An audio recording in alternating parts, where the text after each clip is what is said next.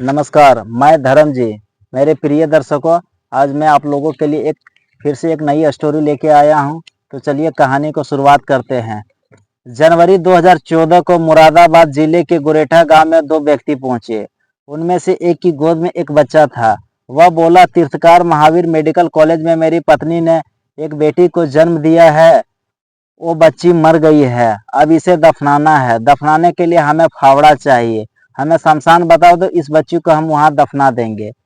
ऐसे दुख में लोग हर तरह से सहयोग करने की कोशिश करते हैं। इसलिए फावड़ा आदि लेकर गांव के कई लोग उन दोनों के साथ गांव के पास ही बहने वाले गागन नदी की ओर चल दिए। गांव के एक आदमी दुकान से बच्ची के लिए कफन भी खरीद लाया। गागन नदी के आसपास के गांवों के लोग प्रियजनों क्या अंतिम संस्कार नदी के किनारे स्थित शमशान घाट में करते थे। इसलिए वो बच्ची को भी कफन में लपेटकर नदी के तरफ चल दिए। नदी किनारे पहुंचकर गांव के एक आदमी ने बच्ची को लाश को दफनाने के लिए गड्ढा भी खोद दिया। अब वह उसे दफनाने ही वाले थे कि उसी समय बच्चे की रोने की आवाज सुनाई देने लगी। बच्चे की रोने की आवाज सुनकर गांव वाले चौंक गए, क्योंकि उसी बच्ची के तो उन दोनों लोगों ने मरा हुआ बताया था। बच्ची के जीवित होने पर उसके पिता के साथ आए युवक को खुश होना चाहिए था, लेकिन वो घबरा रहे थे। उनके चेहरे देखकर गांव वालों को शक हो गया। वे समझ गए कि कुछ न कुछ गड़बड़ जरूर है। लिहाजा उन्होंने उन दोनों को घेर लिया और हकीकत जानने की कोशिश करने लगे।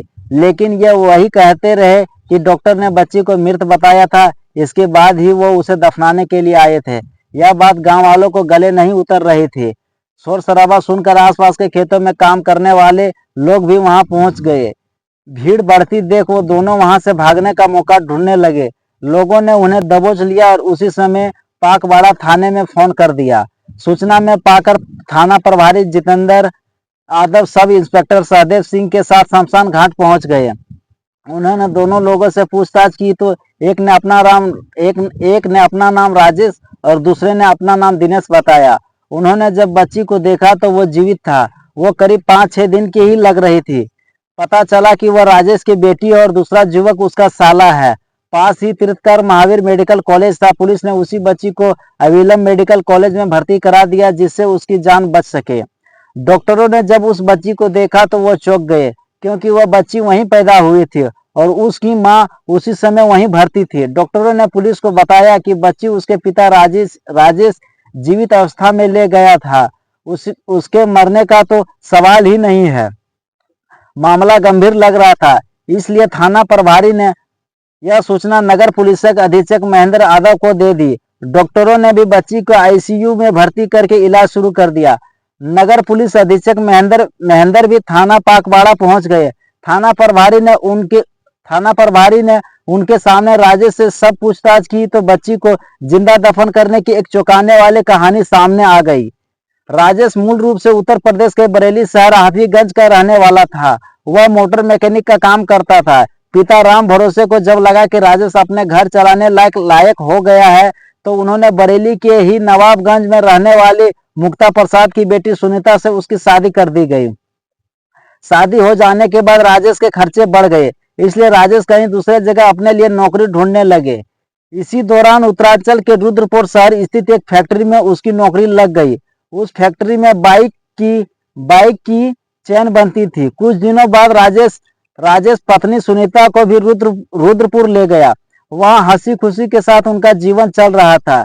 इसी दौरान सुनीता गर्भवती हो गई। इसी से पति पत्नी दोनों खुश थे, लेकिन पहली बार मां बनने पर महिला को कितनी खुशी होती है, इस बात को सुनीता महसूस कर रही थी। राजेश भी सुनीता को ठीक से देखभाल कर रहा था। सुनीता को 7 महीने चढ़ गए थे। अब वो सुनीता को कुछ परेशानी होने लगे थे, क्योंकि डॉक्टर ने भी सुनीता को कुछ एहतियात बरतने की हिदायत दे रखी थी। सावधानी बरतने के बाद अचानक एक दिन सुनीता को प्रसव का पीड़ा हुई। जिस डॉक्टर से सुनीता के इलाज चल रहा था, राजेश पत्नी को तुरंत उसी डॉक्टर के पास ले गया। सुनीता का चेकअप करने के बाद डॉक्टर ने स्थिति गंभीर बताई, क्योंकि सुनीता के पेट में 7 महीने का बच्चा था। यदि वो 8 महीने का बच्चा होता तो डिलीवरी कराई जा सकती थी। समय से 2 महीना पहले डिलीवरी कराना उस डॉक्टर की नजरों में नामुमकिन मुनसबी और नामुमकिन भी नहीं था, लेकिन वो डॉक्टर साहब जो है वो डर रहे थे। उसका कहना था कि हम 7 महीने के बच्चे का हम कैसे उसका डिलीवरी कर सकते हैं। ऐसी हालत में सुनीता को किसी अच्छे अस्पताल या नर्सिंग होम में ले जाना जरूरी था। रुद्रपुर में कई नर्सिंग होम ऐसे थे जहां सुनीता को ले जाया जा सकता था, लेकिन वह महंगे होने की वजह से राजेश के बजट से बाहर थे। लिहाजा वह पत्नी को लेकर मुरादाबाद आ गया और उसे तीर्थकार महावीर यूनिवर्सिटी के मेडिकल कॉलेज में भर्ती करवा दिया गया। वह 4 जनवरी 2014 को सुनीता ने एक बेटी को जन्म दिया।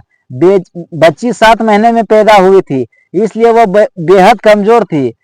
उसे इंक्यूबेटर में रखा जाना बहुत जरूरी था, लेकिन मेडिकल कॉलेज में इंक्यूबेटर थे, उनमें पहले से ही दूसरे बच्चों के रखे हुए थे। ऐसी स्थिति में मेडिकल कॉलेज के joint director doctor Vipin Kumar Jain ने राजेश को सलाह दी कि वो अपने बच्ची को किसी अन्य नर्सिंग होम में या अस्पताल में या फिर दिल्ली ले जाए, क्योंकि बच्ची की हालत ठीक नहीं है।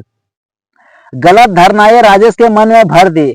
इन्हीं धारणाओं ने उसे अमराज बनने के लिए मजबूर किया। इन्हीं बातों ने उसको संवेदनशीलता को हर लिया था। कहते हैं कि माँ का दूसरा रूप मामा होता है, लेकिन उस समय दिनेश का दिल भी नहीं पिघला, वह भी कंस मामा बन गया था।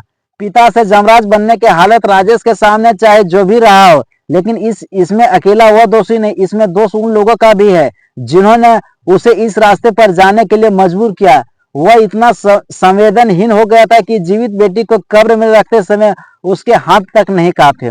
बेटियों पर खतरा लगातार बढ़ता ही जा रहा है। बेटी की चाहत में तमाम लोग उन्हें कोख में ही खत्म करा देते हैं। हम भले ही 21वीं सदी में पहुंचने की बात कर रहे हो, लेकिन सोच अभी भी वही पुरानी है। तभी तो भ्रूण हत्याओं में कमी नहीं आ रही। इसका उदाहरण यह है कि जहां सन 1990 में प्रति 1000 पुरुषों के अनुपात में 906 महिलाएं थी, सन 2005 में इतने ही पुरुषों में अनुपात में केवल 836 महिलाएं रह गई। और बात करें 2014 की, तो यह आंकड़ा 1000 पुरुषों में 940 स्त्रियों का कह सकते हैं। लोगों में काफी हद तक जागृति आई और भ्रूण हत्याओं का ग्राफ गिरा है।